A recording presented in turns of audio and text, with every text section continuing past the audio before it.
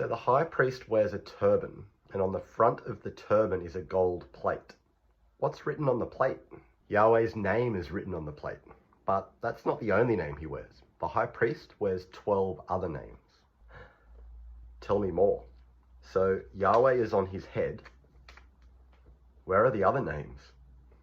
He wears 2 stones, one on each shoulder, and each stone has 6 names engraved on it, the 12 sons of Israel. So on his shoulders, he's carrying the names of the 12 tribes of Israel. Yep. Okay, so remember we talked about the Hebrew word bear? That's nasah. It means to carry or lift up or lift off. Yep. So Exodus 28 says, Aaron is to bear nasah, their names on his 2 shoulders as a memorial before the Lord. So Aaron shall bear nasah, the names of the sons of Israel, in the breastpiece of judgment on his heart, when he goes into the holy place as a continual memorial before Yahweh.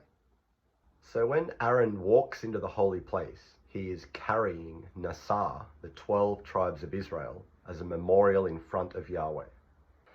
Yup. Does anyone else carry or nasah a name? Great question. And yes, but this time we're not talking about the names of Israel. This time it's Yahweh's name. So earlier in Exodus it says, you shall not nasah the name of Yahweh your God in vain. That's one of the 10 commandments. Isn't it normally translated, you shall not take the name of Yahweh in vain? Yep. Or one of the more literal translations has take up the name. Nasah the name.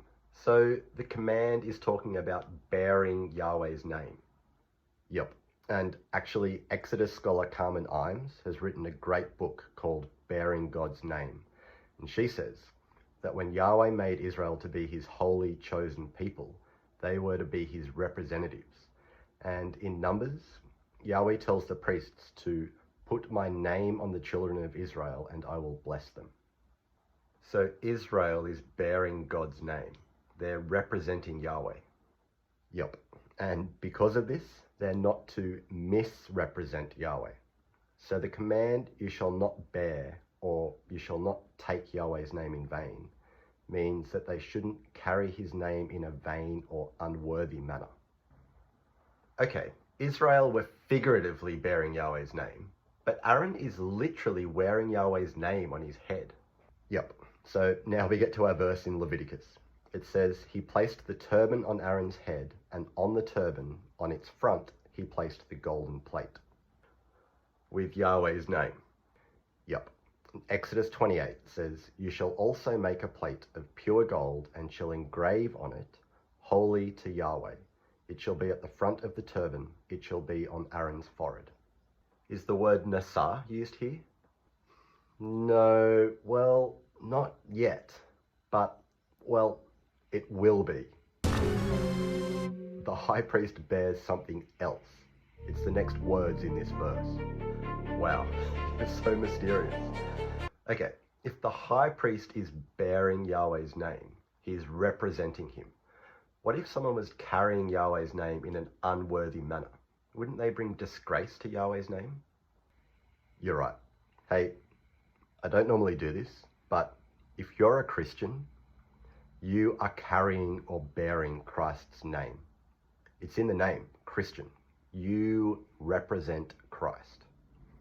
And if we are a chosen people, a royal priesthood, I think we need to make sure that we don't misrepresent him, that we don't carry Christ's name in a vain or worthless manner.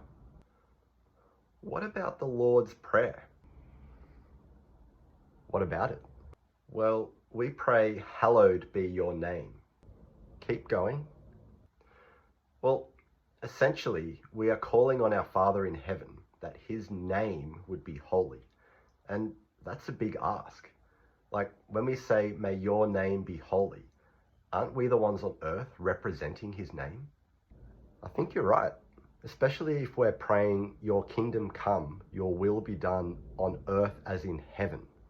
If we are a royal priesthood, the role of a priest is to bring heaven to earth, or to exist in that space where heaven and earth overlap.